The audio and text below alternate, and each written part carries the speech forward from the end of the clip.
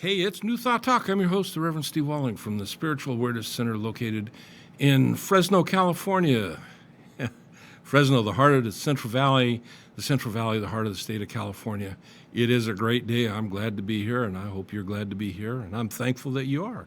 I enjoy coming online on a regular basis and sharing various thoughts and understandings as I understand what New Thought, Science of Mind and Spirit is, and I hope that it informs you and helps you on your spiritual journey and maybe enlightens you, gives you some tools that you can move forward. And one of those tools is every morning when you wake up, and you can learn to do this.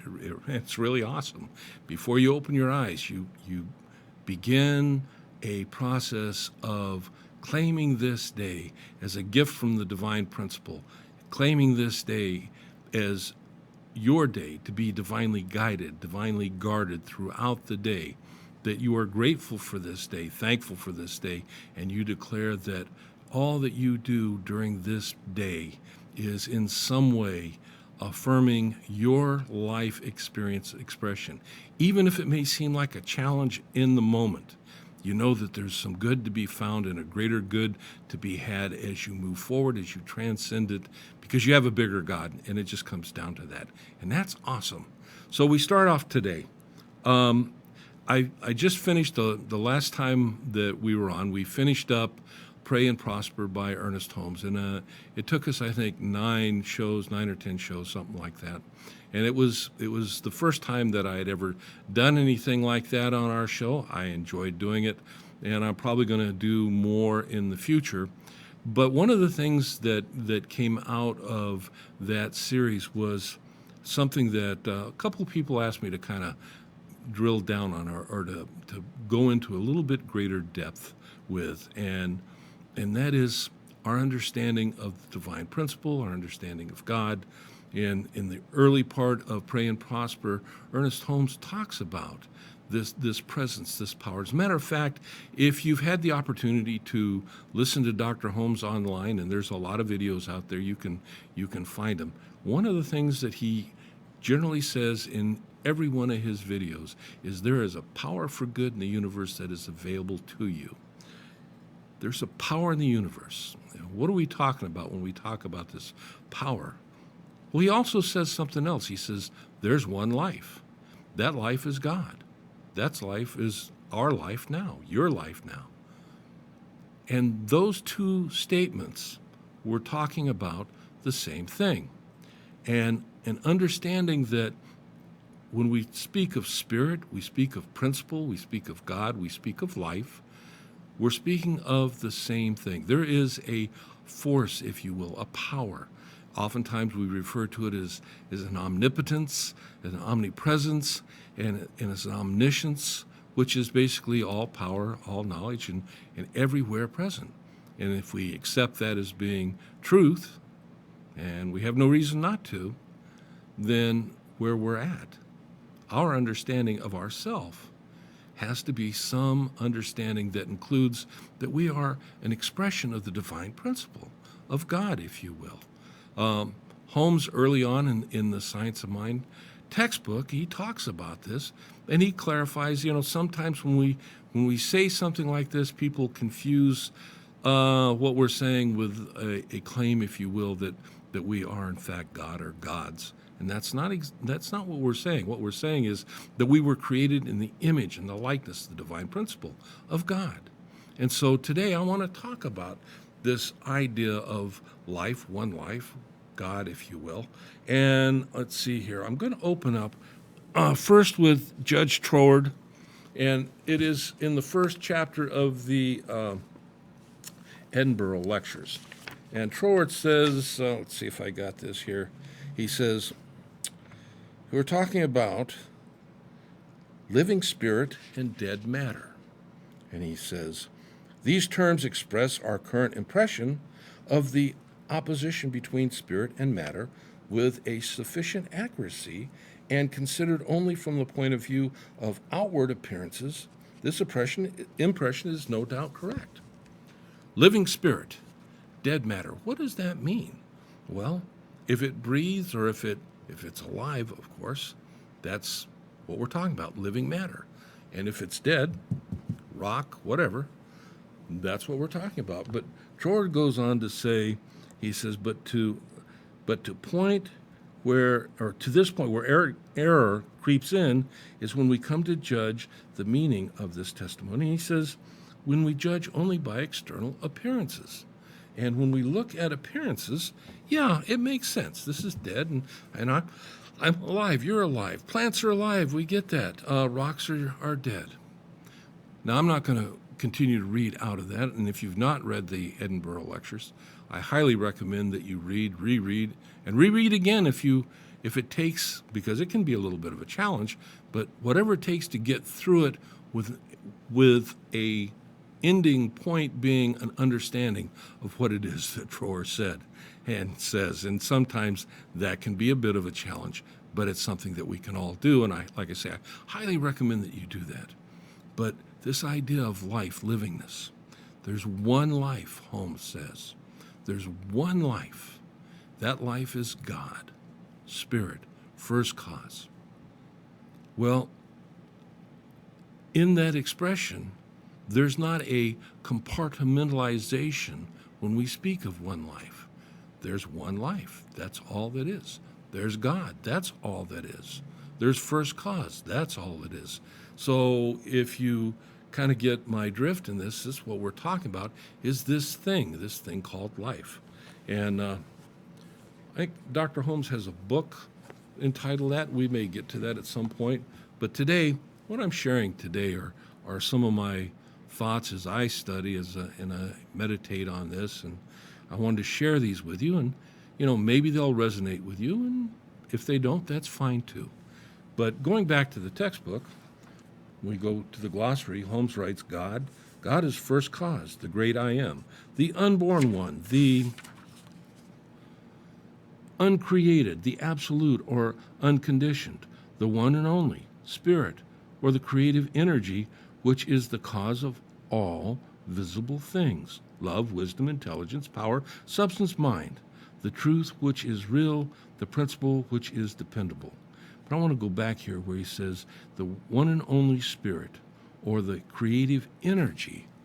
And when we come to this idea of creative energy, it's kind of a fascinating idea, because when we talk about life, we're talking about energy of some kind. Now, I've shared in the past, but I'm going to kind of revisit this a little bit today, the idea that if we were to go back in a time machine, if you will, to that time before life existed on the planet Earth, there was a time when there was no life. And then there was a time when there was life. And I don't think you'll find in evolutionary biology an argument to that, to that premise, if you will. But once we get to the life stage, very interesting thing happens. Early life was, there was pre-life life, if you will, like, proteins and viruses and stuff. But let's go to the point where we have a definable life, something, right?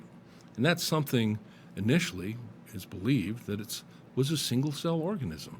And I'm sure it was more than one. We're not talking about a singular single-cell organism, but all of the early life single-cell organisms, if you will, arose from the same source.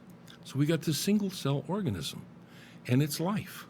And it multiplies, it grows, it multiplies. And as it does this by splitting. One becomes two. But in that process, it's not like the old one is here, and then the new one is here, and then new life, newly created life, is infused, if you will, in this new one. That's not the case. What the case is the life that was in the old one, as the old one grew and split, it's that same life now in both of them. And the process goes on. When we come up evolutionarily to the point to where now then we have male and female organisms, and at this point we can still be talking about pre-division between plant and animal, but we've got male and female type organisms. And as the organisms seek to replicate, and that is the life urge, seeking to grow. And it's within all so-called living things that are vitalized with the life energy, if you will, to grow, to multiply, to grow, to multiply, and on and on and on. And as that happened, we have a male organism and a female organism, and somehow, in some way, there's some variations on the theme, but there is a impregnation or a fertilization of the female half of the newly formed life and the male half of that. And when they come together, and if you had your basic biology in school, you understand there's an egg and a sperm or something along those lines. Again, variation on a theme, but both of those halves are still life, and both of those halves come from existing life that traces itself back to the beginning of life itself.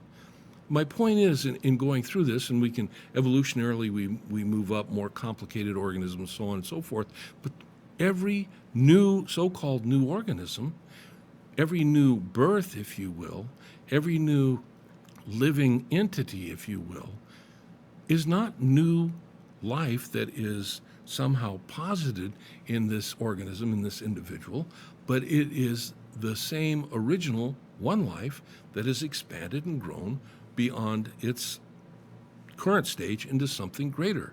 Life, the life energy, has a force within it to continue to grow, to move forward, an urge, if you will, to become more. And we're going to take our first break with that more, and when we come back, we'll pick it up from there.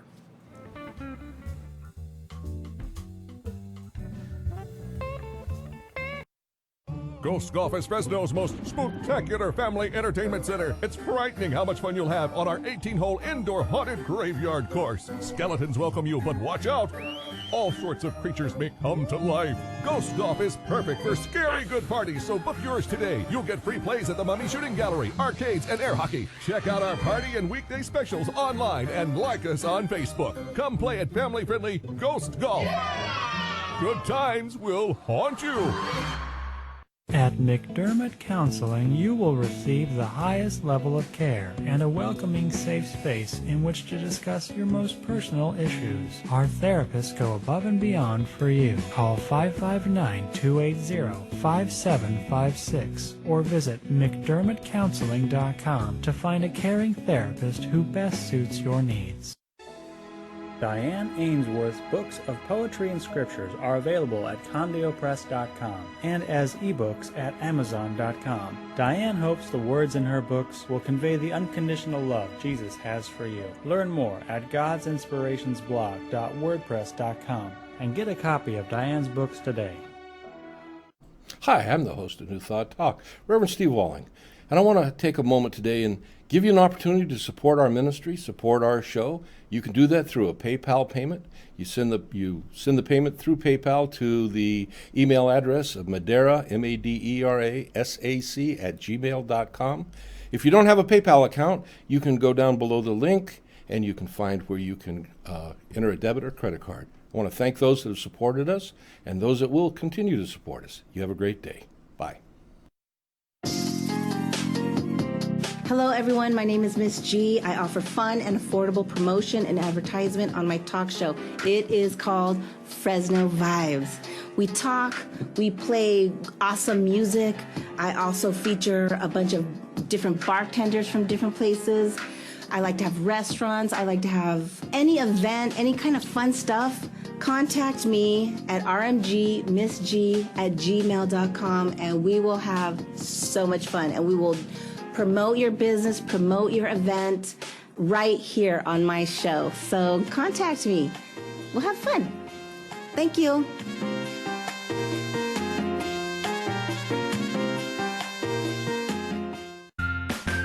Connect with Dr. Alan Hedberg.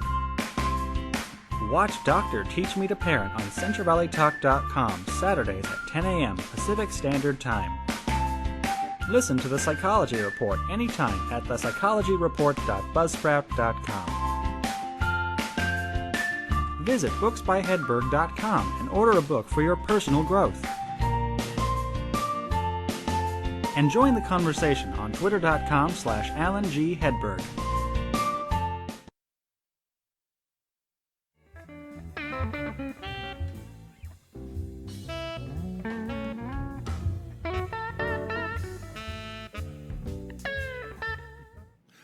Welcome back to New Thought Talk. I'm your host, Reverend Steve Walling from the Spiritual Awareness Center, located in Fresno, California. So, talking about this idea of one life, right? So, fast forward to today.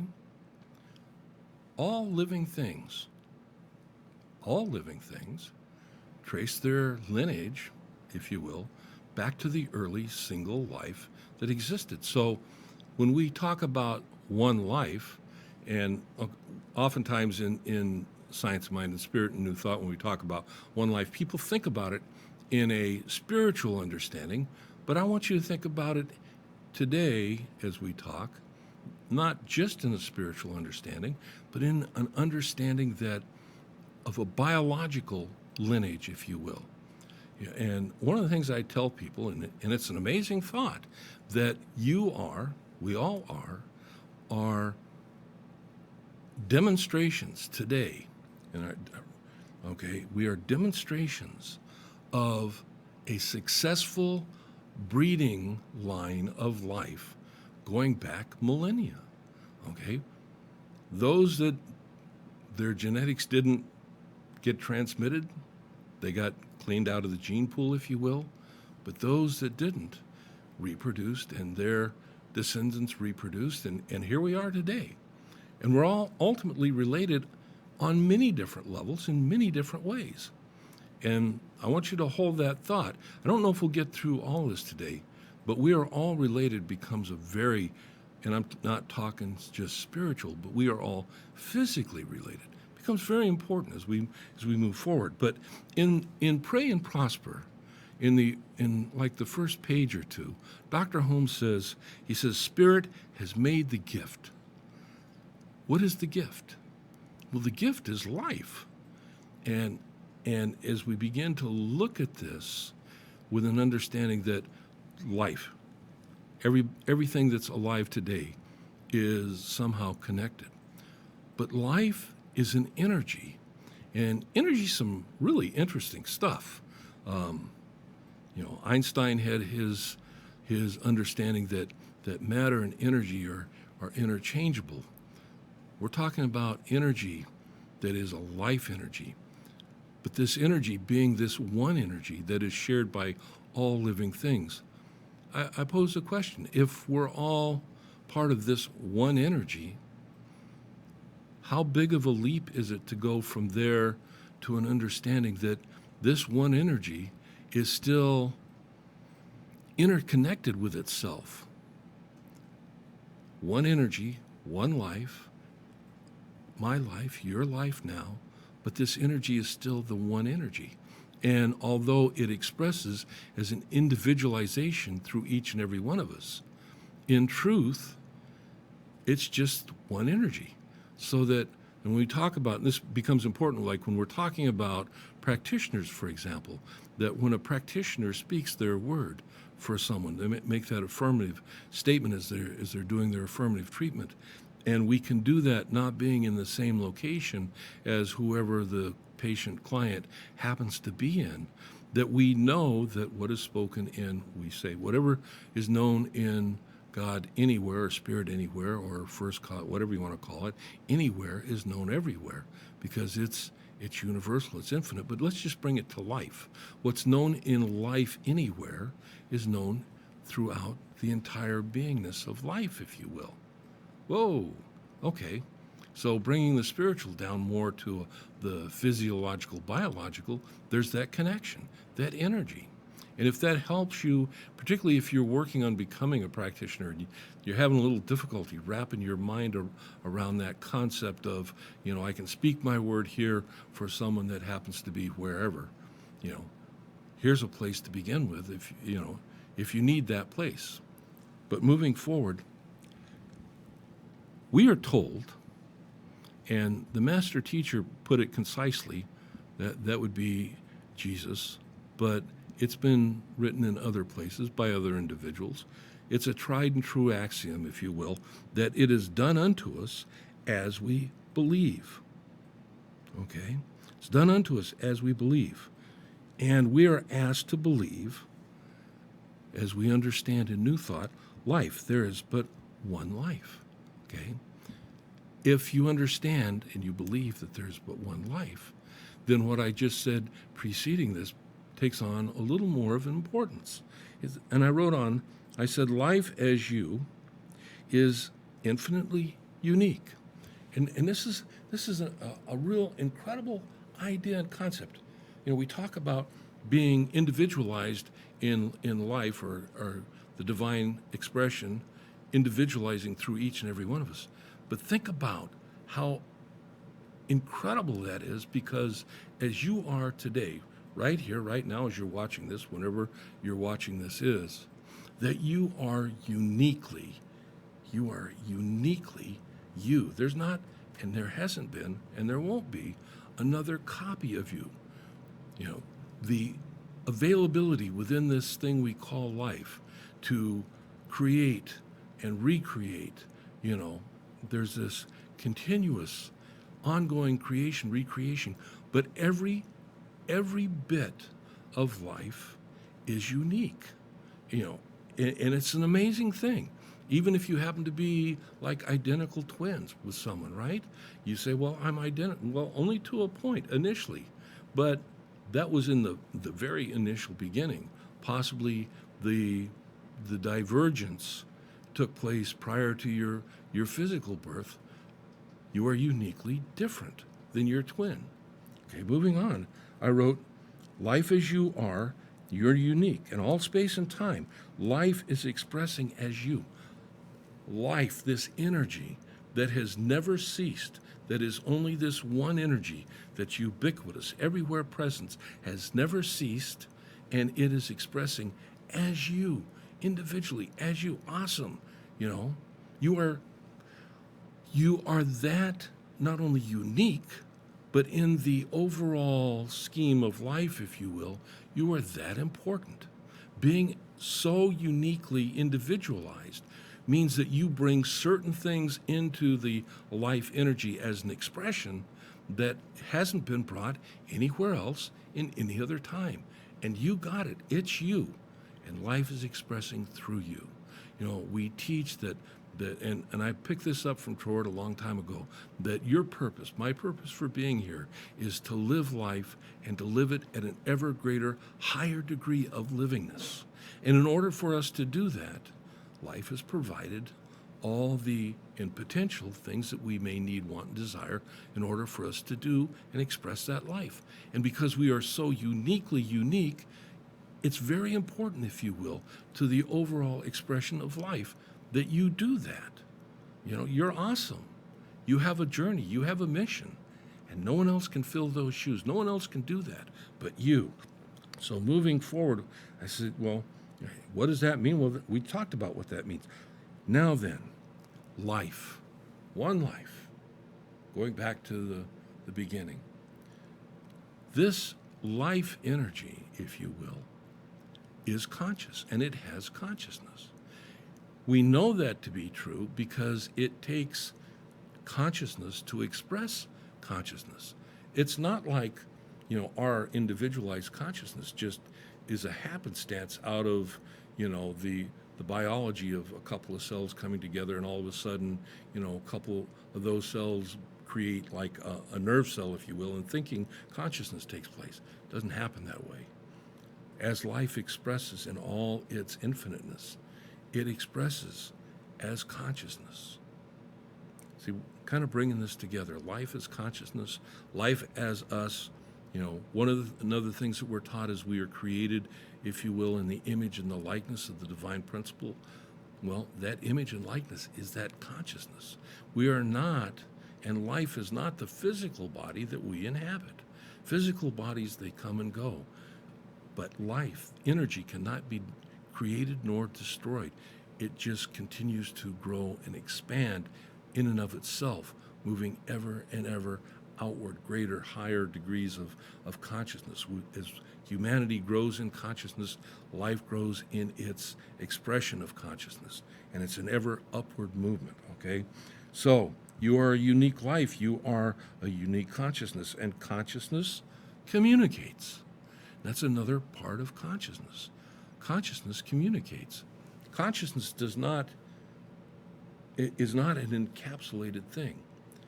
And going back to, again, our understanding of this divine, this what I call divine life energy, but it's the life energy that's expressing his ever greater life, consciousness, and consciousness communicates. As consciousness communicates, now then, we're laying the foundations for the understanding of something that Dr. Holmes called race consciousness, Carl Jung called the collective unconscious, and there's, Rupert Sheldrake calls it the morphogenic field, and there's various other names for it, but the basic idea of the effect is that there is something that is like a repository, if you will, and in that repository are essentially all ideas of all things, past and present, possibly future. We're going to take our next break. We'll pick this up when we come back.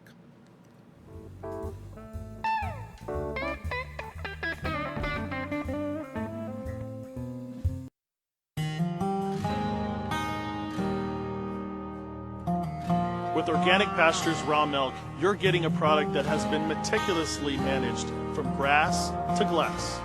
From our pastures to our dairy, creamery, and distribution, we work hard to produce a product that is safe and clean for you.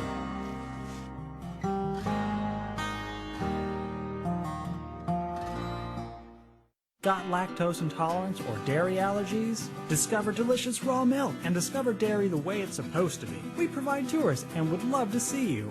Come visit the cows, watch the milking, the cheese being made, and learn all about raw milk. We're just 20 miles south and west of Fresno, California. Call to schedule a tour at 559-846-9732. The Saga of Bridget and Amanda by Carol Love Forbes brings to life the struggles of historical women in early America. Find the Saga of Bridget and Amanda on Amazon and Barnes & Noble and order your copy today. You enter this door with expired tags. Beyond is another dimension, a dimension of regulations, a dimension of long waits. You have reached the registration zone. What looks like an ordinary shop is actually Mitchell Smog, located in the heart of the Tower District, a few minutes from the DMV. Mitchell Smog offers your vehicle a STAR-certified smog inspection. So remember Mitchell Smog when you need to pass through the registration zone. Christy Majors is your local real estate connection. With a solid, hardworking team, traditional listings, short sales, probate listings, and foreclosures are treated in a personal and caring way and close in a timely fashion. Since 2009, Team Majors has closed more than $75 million worth of homes all over California. Reliable and trustworthy, Christy and her team will go the extra mile for every client, whether selling or buying a home. So give Team Majors a call at 559-464-5606 or visit teammajors.com. After a tough day at the track, cleaning up can be a time-consuming task. That's why we use Extreme Cleaner, the non-toxic, biodegradable, multi-purpose cleaner and degreaser. Extreme Cleaner cuts through even the toughest of grease and grime. Fast. Great for cleaning tools and work surfaces. Extreme Cleaner. Tough on grime, safe on the environment. Visit extremecleaner.com to find a retailer near you.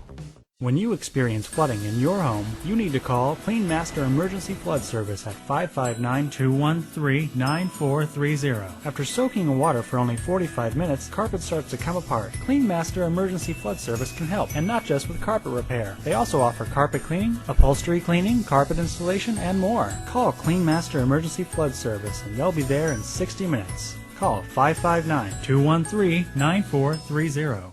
CentralValleyTalk.com.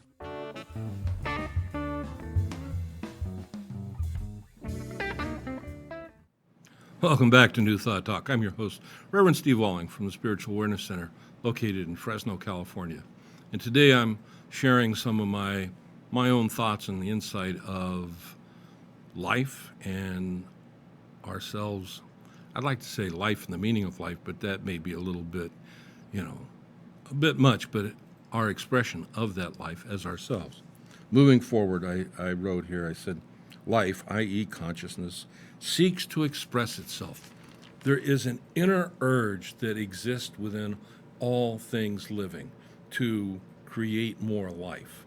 There's a drive, and historically, like I say, you can go back to the very beginning, which means, as I said a little bit earlier, you are the end result of a successful breeding program. That breeding program is not something that was designed by an individual, but it was managed, if you will, by the life process.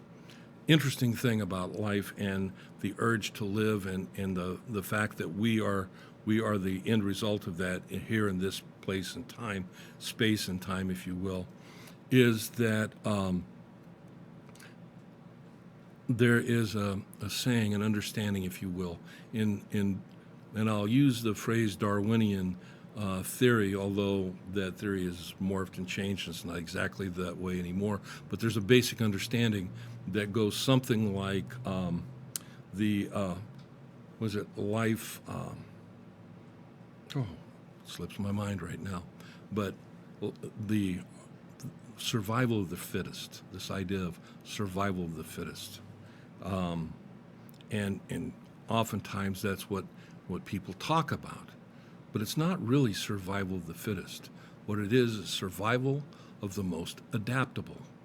And in order to be adaptable, on some level, oftentimes consciousness has to be involved.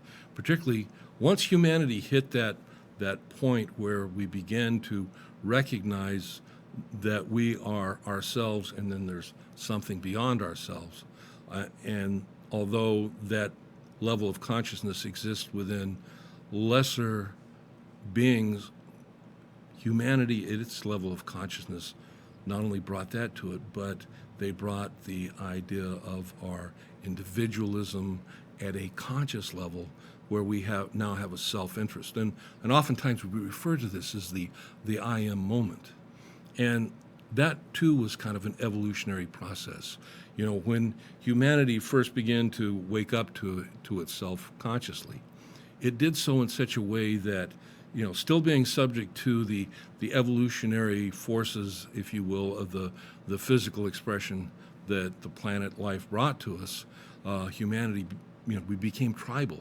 And in the early, and there's a long period of time, understanding of that tribal reality, the tribe had the center, if you will, the major importance. And the individual, not so much. But that process, that consciousness evolved. Life continued to push for greater expression, greater individuality, greater consciousness, if you will.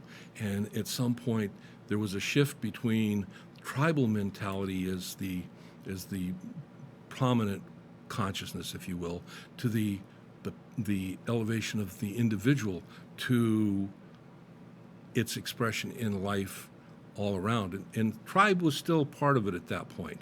But the tribe, we moved beyond tribes. It was no longer, well, it was to a certain extent, but it wasn't just my tribe is in somehow competition or at war with another tribe, although those influences we know are still, forces, if you will, in the world today. But we begin to understand that we could work in harmony.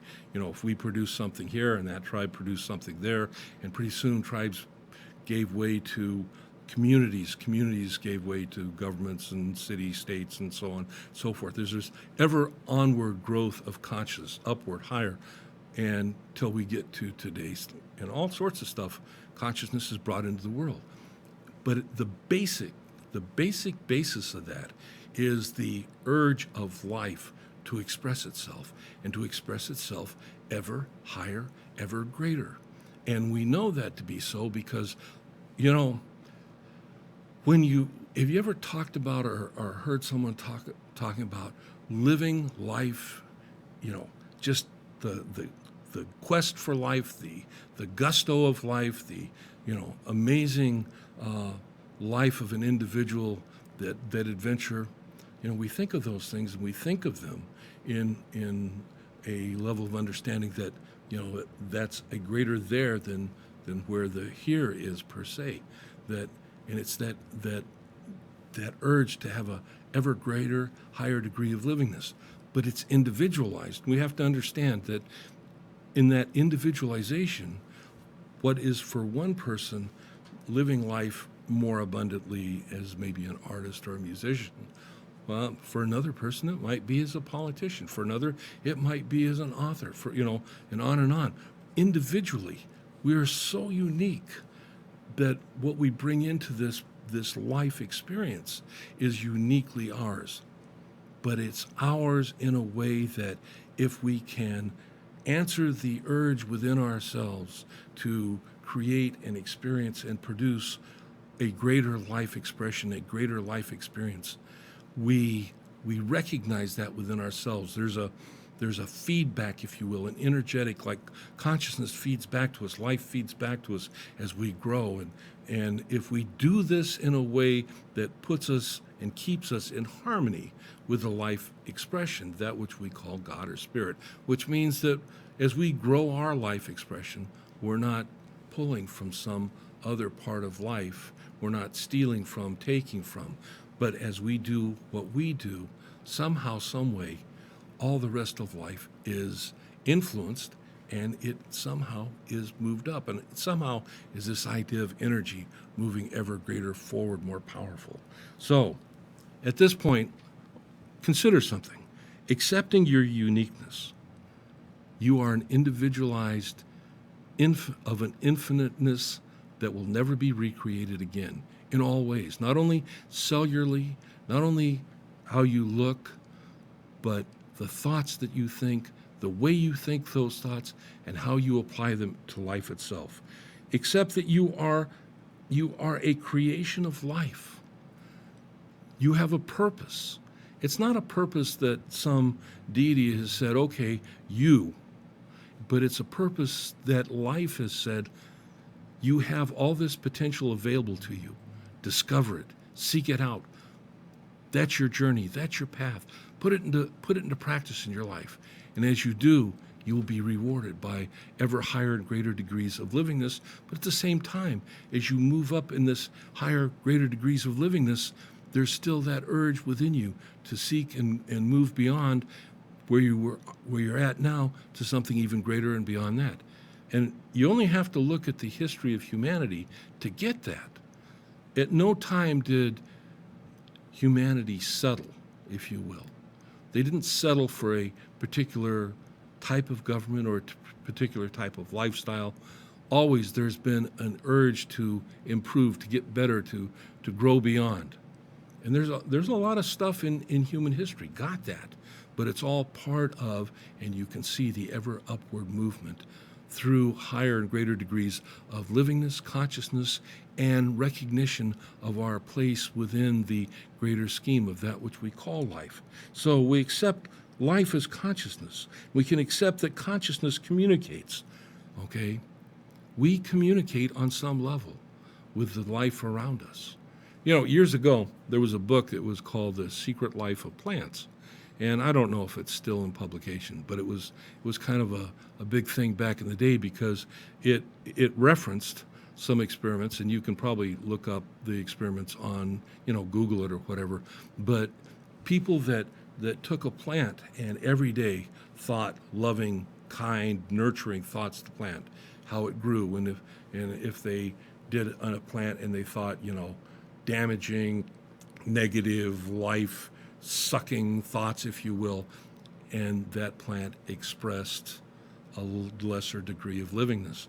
They also found out through, means of, hooking plants up to the various receptors and stuff, that if someone was to go in with an idea as they're going in the room to tear this plant apart, rip it up, and basically suck the life out of it, if you will, that there was a reaction, a measurable reaction.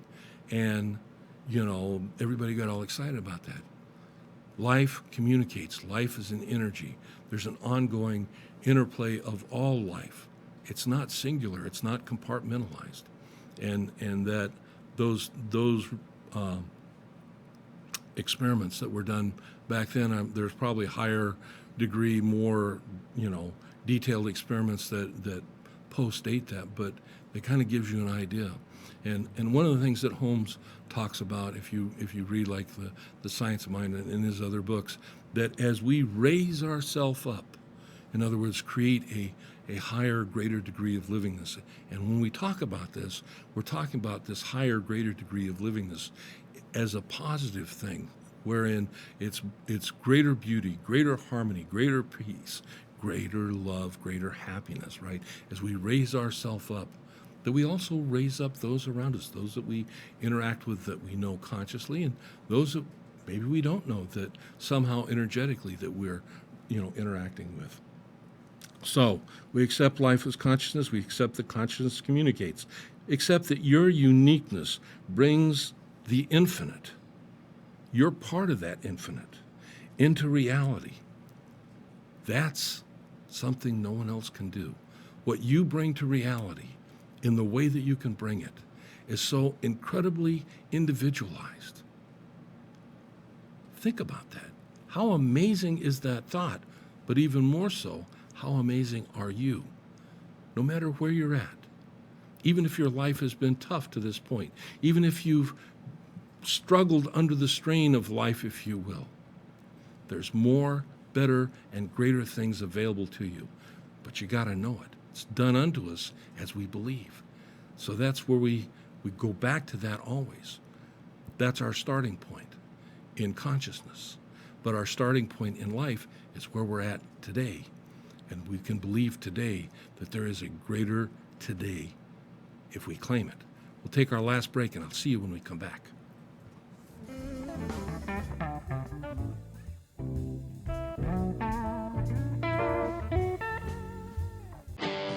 Call PG's Catering for all your special occasions. Available to cook any variety of foods and desserts that will leave your taste buds wanting more. Call 559-558-2682 and follow Peaches on Instagram and Facebook.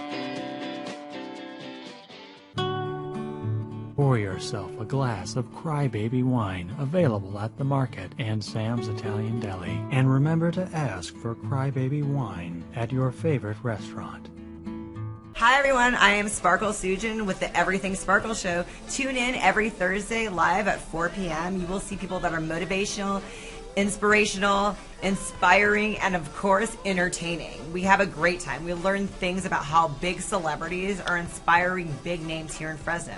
Hugh Hefner is the reason we have Fresno Magazine, and Gnarly Charlie got his start because Johnny Carson told him to.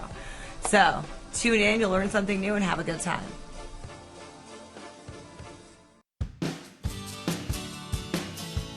Visit the beautiful city of Exeter and visit exeterchamber.com. The Chamber's mission is to promote, support, and enable Exeter to prosper, creating a strong local economy, promoting community, and providing networking opportunities.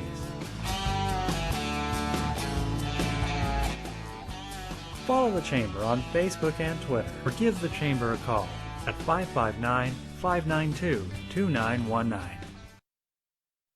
Get your copy of Crouching Mama Hidden Veggies today, packed with recipes of delicious food cooked with hidden vegetables, so you can feel confident that you and your family are eating your veggies. Are you or a member of your family beginning to show early signs of forgetfulness that may be Alzheimer's or dementia? The only way to be sure is through an expensive brain scan. Dr. Parminder Bhatia of the Neuropain Medical Center is helping in a clinical trial for those with memory problems, dementia, or mild Alzheimer's disease. Those accepted into the trial will have all costs paid for, from diagnosis to evaluations and trial medicine. There is no cost for those who are accepted in the trial, and there may even be some compensation for the patient's time and travel. For more information, call 559-437-9700, extension 310, and visit neuropain.com.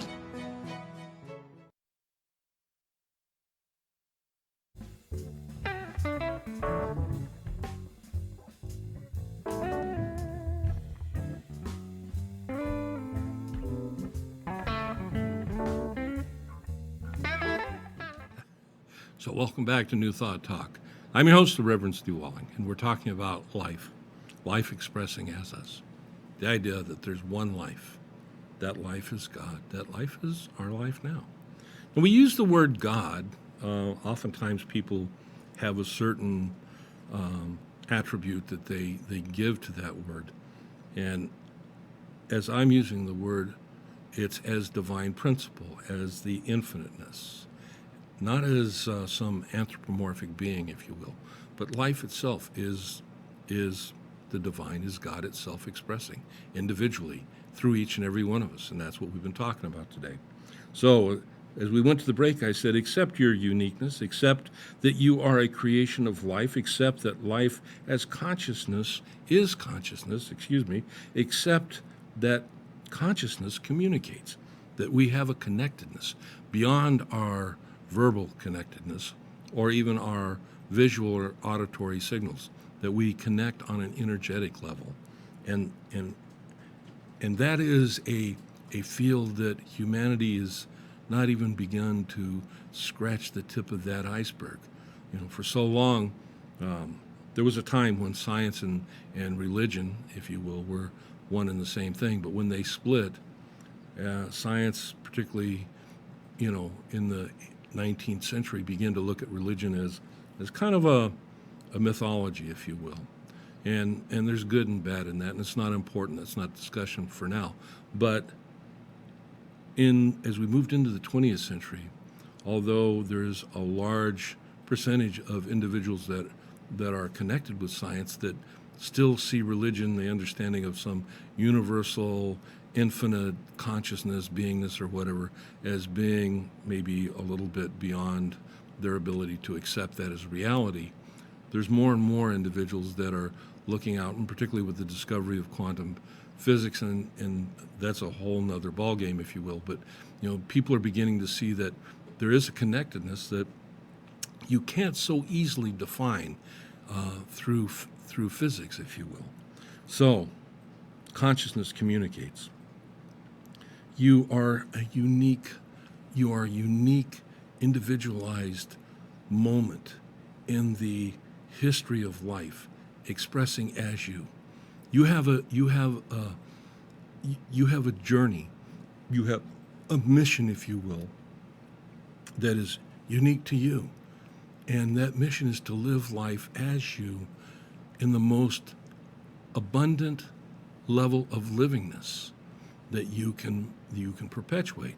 Now, as I said, as we went to the break, some of us are in, or some of you, some of us, everybody, we're kind of in that space, or have been in that space where, life seems to be tough, or, the challenges of life, if you will, seem to be, overwhelming. I refer back to the Reverend Johnny Coleman, Christ Universal Temple, Universal Foundation for Better Living. She had a statement, and I love this saying that you have a bigger God. You have a bigger energy. You have a bigger access to good. You have a bigger storehouse of tools, if you will. But if it's done unto you only as you believe, and that's pretty much the limiting factor, we all limit ourselves at that level. How much are you willing to believe? How much are you willing to consider maybe expanding your level of belief? How much are you willing to put into practice in your life an intentionality that becomes life directive. You can do all these things. There are people that have. There are people that have stumbled upon great discoveries, if you will, and from that, they've done nothing. And then there's others that have stumbled on small discoveries that they've built upon it and created great things in the history of humanity, is what I'm trying to say. So that starts with something that is, again, it's another one of those things that's very individual to each and every one of us, and that is this thing of self-definition. How do you define yourself? How do you define yourself right now? Well, if you're struggling in life, you define yourself as, oftentimes people do, as a victim of life, if you will. And if you understand that there's a power and a presence in the universe that's available to you, and what that really means to you as an individualized beingness, you can't be a victim. You may be struggling, but again, you have things available to you. But you have to, one, begin to recognize that you're not a victim, and two, look at the so-called challenge as something to be transcended. If, as you initially move out, maybe you get set back a little bit. Instead of accepting defeat as a recognition of your unworthiness, look at what happened. See what information that you can garner from that, what lessons can be learned, put it into practice and move forward again. See, the thing with moving forward is we always have that energy to move forward, but most people, when they come across failure, that pretty much wraps them up, okay? Don't want to do that because I failed. You know, maybe you had an urge to be an artist and you tried, you know, painting or drawing, and the best you could do was a stick figure and everybody laughed, oh. But you know what? If you go back again and again and again, if you begin to, if you're working with like pencil or charcoal or something like that, you begin to look at the varying shades and how light plays on those shades. If you happen to be into working with pastels or oils or acrylics, you know, you begin to look at color and you realize, you look at something and you assume that what that information tells you is the truth of that something. And I think during our discussions in Pray and Prosper, I used the example of a white chair in a room. If that white chair sitting in a room and sunlight is shining in on that chair, well, someone asks you what the color of that chair is, well, you say it's a white chair. But if you get down and you begin to examine the color that's in that chair, it's not white. But we've made that assessment because we know it to be a white chair. You move that into the shade, and that white may go from like a yellow golden tinge in some areas into grays and possibly even darker. But we just accept that our senses tell us these things, and there is an interpreting factor within us that interprets what our senses tell us in such a way that we get along in the world and on a material level. But as we begin to see that life is more than materiality, then we can begin to see how we have effectively been mistranslated, to us, the word I'll use, by our senses, and we can grow beyond that. You know, another great example is you stand on railroad tracks that go down, and all of a sudden you see them come together in the distance. You walk that distance down, and you know, they're out there farther. You begin to realize what your senses tell you are not necessarily the what is. So, we are infinite. We self-define. We have to begin to change how we self-define. We are greater than, and I don't care where you're at right now. Well, when I say I don't care, understand that's just a way of speaking, because I really do care. Where you're at today is only the springboard for where you can be tomorrow. But you gotta begin to realize that for yourself. We do that as we utilize one of the things we teach in Science of Mind and Spirit and New Thought is the utilization of various spiritual tools, including meditation, affirmations. You know, affirmations are an interesting thing. They don't do you any good unless you use them. To use them, not only do you have to put them around where you see them, but you got to repeat them, and you got to begin, as you repeat the affirmations, begin to attach a feeling to what it is that you're affirming. If you use the old, in every day, in every way, I'm getting better and better and better, and it's just a rote repeating of words, that will probably have little or limited effect in your life. But if, as you repeat those words and you infuse them with feeling, life, if you will, warmth, in every way, in all aspects of my life, every day, in every way, I'm getting better and better and better, and accept that we are on some level, even if it's small, small improvements every single day make great improvements further down the line. We can own it. We can put it into practice in our life. Our life. Talking about life and how awesome it is. So, we want to build, we want to build constructive thinking. One of the phrases that Dr. Holmes used, and he uses a lot, and you'll hear him, or if you read, is he uses right thinking. And there's nothing wrong with using the words right thinking, but for myself, I found that the idea of using constructive thought, constructive thinking, seems to work better for me. Try it on, see how it works for you. The reason why I have difficulty with right thinking is because if I say right thinking, then I'm automatically accepting wrong thinking as a negative thing. When I think of constructive builds, and I'm always building, okay? I'm always building better thoughts, better ideas, better energy, better ways of treating, better ways of entreating, better ways of understanding life, and we grow constructive, moving on and on and on. That's an awesome idea. Okay, we're going to close. I'm going to run to the end of this right now. But the word we speak becomes constructive in our life. But how that constructiveness is expressed is solely dependent on how we understand the words we speak. And so we're going to leave that for today. Next week we'll continue, probably be a two-parter. The idea of life, the power of life, what life means. There's one life. When we say there's one life, that life is God, that life is our life now, and that life is one, connected, universality, never apart, never a division, and always ongoing. Think about for this week. Know that as you go through the week, that the light of God surrounds you, the love of God enfolds you, the power of God protects you, the presence of God watches over you, because no matter where you're at, God is there, divine is there, principle is there, and it is there with you, surrounding you, as you, and expressing through you. You live and move and have your beingness in it. Have a great week, and I'll see you when we come back.